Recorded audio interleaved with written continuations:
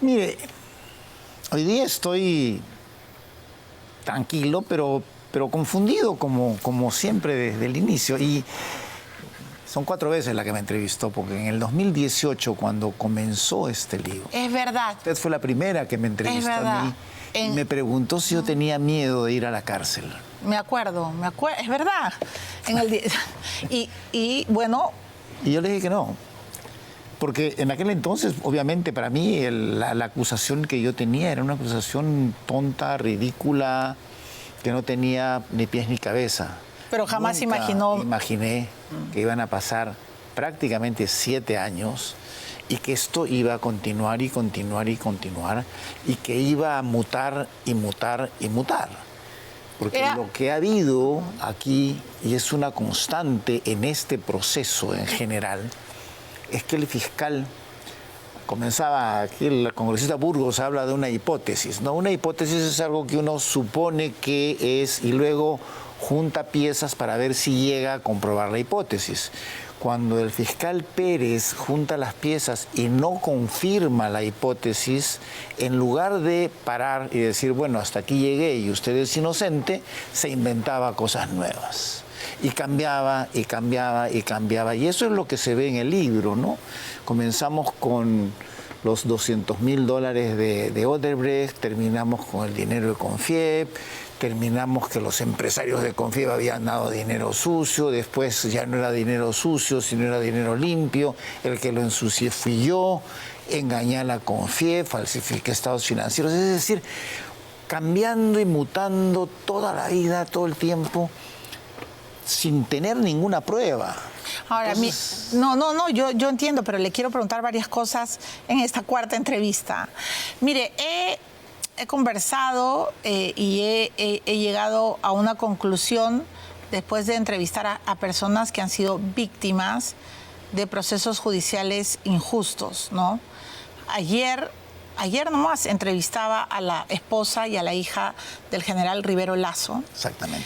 Y cuando se apagaron las luces, ellas se quedaron largo rato aquí conmigo en la mesa. La señora no dejó de llorar, no dejaba de llorar. A mí me daba mucha pena y no la seguí entrevistando porque es una señora mayor y me dijo, me han robado a mi esposo 25 años. Es una manera de matar a la gente. Sí. Su hija Marieta decía lo mismo, que incluso en un momento del partido, ella le dijo a su papá, ya declara, ya mételo al chino, perdón por esas expresiones, pero fue así lo que me comentó, mételo a Fujimori, mételo al chino, ya sal de esto, pero ya. Y su papá le dijo, pero ¿por qué yo tengo que mentir? ¿Por qué yo tendría que trastocar el honor de mi propia verdad para salir bien librado? ¿Usted en algún momento, señor Briceño, ha sentido que lo han ido matando de a pocos? Bueno... En realidad sí, porque es incomprensible. Yo soy una persona muy racional. Yo soy ingeniero, entonces es bien cartesiano, ¿no? Y cuando me presentan un cuestionamiento, yo lo analizo y presento las pruebas de si esto vale o no. Pero ¿qué es lo que ha pasado y pasa con la justicia peruana? Está ideologizada. O sea, la hipótesis no es una hipótesis jurídica, no es una hipótesis de culpa o no, es una hipótesis ideológica. Este señor es un empresario. Los empresarios no pueden tener participación en la vida política del país. Y menos si es que ese político no está de acuerdo a mis cánones. ¿No? Entonces, sí. Los empresarios no entran. El señor que tiene tal tendencia política es culpable. O sea, la tendencia política hace la culpabilidad en estos casos. Pero se da cuenta de la gravedad de lo que está diciendo, que sí. La política en el Perú está ideologizada. O sea, la justicia la justicia en el Perú está ideologizada. Totalmente. Quiere decir que la justicia en el Perú no es ciega. Que no, se lo ha dicho la presidenta. Se lo ha dicho la presidenta. La presidenta ha dicho que se saca la venda. ¿Para ver qué? Para ver al enemigo que tiene ella sin fundamento, para ver el enemigo que tienen los fiscales y los jueces sin fundamento. Eso es lo que está sucediendo en el Perú. ¿Cómo se sintió usted cuando... porque tienen que leer este libro. ¿Y por qué he llamado al señor Briceño para comenzar con el resumen de este año tan complicado? Porque resulta que la noticia ha estado en los tribunales. La agenda de este 2024 ha estado en los tribunales, señores. Y por supuesto que se ha denunciado a gente muy bribona, ¿no es cierto? Gente cínica, pero también se ha denunciado gente inocente. Y eso no se puede permitir, porque eso, un Estado de Derecho, es inadmisible. Y él dice que pese a la solidez de los argumentos presentados por mi defensa durante los meses que duró la etapa intermedia y sin que la Fiscalía hubiera presentado prueba alguna que sustentara las acusaciones, el juez Víctor Zúñiga Urday, en lo que a nuestro entender sería un flagrante abandono de sus funciones de juez garante del cumplimiento de la ley, decidió que para probar mi inocencia debía enfrentar un juicio absurdo en el que estamos procesados 43 personas por pertenecer a una organización criminal liderada por Keiko Fujimori, que él ni siquiera conocía a esa gente. Cuando el propio juez, eso quería preguntarle después de leer esto, el propio juez Zúñiga Urday le dijo, bueno, ¿va a demostrar su inocencia en el juicio? Sí. ¿Así? Sí, así. No porque usted sea una persona honorable, va a ser sobreseída. Usted tiene que ir a demostrar eso en un juicio. Pero entonces esto es al mundo al revés. Sí. O sea, si uno presenta pruebas y pruebas y por aquí... Milagros. De mi lado habían pruebas, cientos de pruebas. Del lado de la Fiscalía habían la ideología, el dicho, el señor falsificó estados financieros. ¿De dónde? ¿Qué estados financieros? No, lo dijo la Fiscalía. Del otro lado había que meter preso a Briceño por haberse atrevido a defender un modelo económico cuando era el presidente de la CONFIEP. ¿Eso era? Sí, prácticamente era eso. Y por ejemplo, cuando entramos a una audiencia de sobreseimiento, presentamos, el señor Briceño no ha pedido dinero, el señor Briceño no ha recibido dinero, el señor Briceño no ha dispuesto de dinero, el señor Briceño no ha contratado con nadie. Probamos que yo no había pedido dinero, no había recibido dinero, no había transferido dinero, no había contratado nada. Pruebas, señor, aquí no hay... La Fiscalía dijo que en los hechos que se imputaban, yo había estado presente.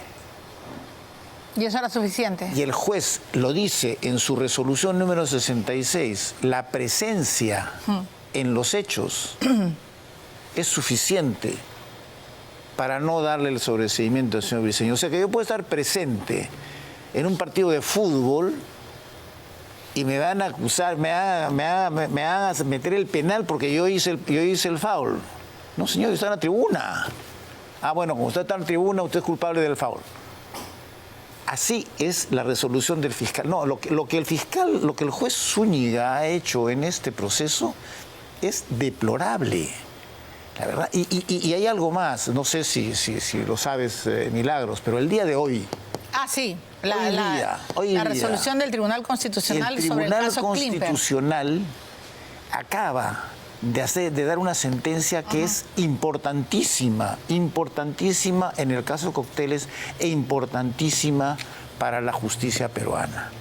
El Tribunal Constitucional hoy día ha dicho que al haberse acreditado la vulneración de los derechos de defensa y la debida motivación de las resoluciones judiciales, corresponde declarar la nulidad de la acusación fiscal del fecha 11 de marzo del 21 en el extremo que comprende a don José Klimper Ackerman, así como la resolución 28 de fecha del 18 de abril del 22, mediante la cual el órgano judicial emplazado declaró la validez del requerimiento acusatorio a fin de que se diga. ¿Qué se resuelve? Declarar fundada en parte la demanda impuesta, en consecuencia, nula regresar al estadio. Sí, la acusación. Qué terrible. O sea, no es que declare nula la etapa intermedia, declara nula la acusación. O sea, tiene que volver a hacer todo. Tiene que volver a la etapa preparatoria. Y eso, ojo. Bueno, eso pasará con usted también. Yo tengo otro caso, ¿no? Yo lo tengo en la Corte, pero eso va a pasar con todos los demás. Porque lógico, si el señor Klimper ya no es acusado, es investigado en etapa preparatoria por resolución. Todos los demás van a pedir lo mismo. Obviamente. Y entonces, como han dicho, el caso de los cócteles durará 100 años. No. El caso de los cócteles durará algunos meses. Porque No, si el Tribunal no Constitucional... creo, porque creo que la Fiscalía va a inventar más cosas. Perdón, el Tribunal Constitucional es la máxima autoridad judicial en este país. Y el Tribunal Constitucional, al darle la razón al señor Klimper, lo hace, ¿por qué? Porque al analizar justamente la acusación, al analizar la etapa intermedia, se da cuenta de lo que hemos hablado, Milagro. Claro, han visto su vulneración de los derechos. Se da cuenta de que es un mamarracho. Discúlpenme, pero todo este proceso y la manera como ha sido llevado a cabo, porque aquí hay cuadros que dicen, a mí me acusan de tal cosa, me investigan de tal cosa y me acusan de otra, no me puedo defender. Eso que pasa con Klimper me pasa a mí y me pasa a todos. En consecuencia, todos van a decir lo mismo. Señor, a mí me investigaron por esta cosa y me acusaron por otra. Y se van a ir al Tribunal Constitucional. Ahora, las jueces no tienen por qué esperar que todos vayan al Tribunal Constitucional. Yo creo que la jueza del tribunal que ve el caso debería, yo soy ingeniero, no sé, debería decir, señores, aquí se acabó y que todo regrese, porque está todo mal hecho. Al final, todos van a hacer lo mismo que el señor Klimper.